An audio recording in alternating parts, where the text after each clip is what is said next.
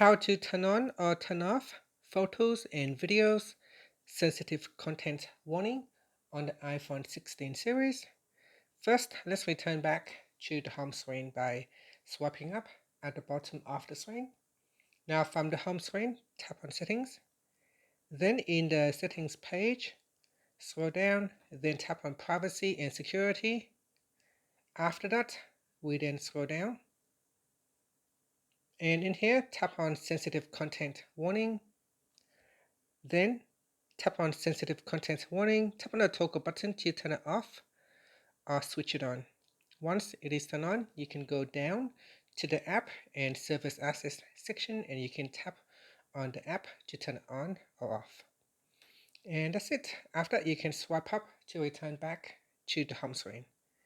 Thank you for watching this video. Please like and subscribe to my channel for more videos.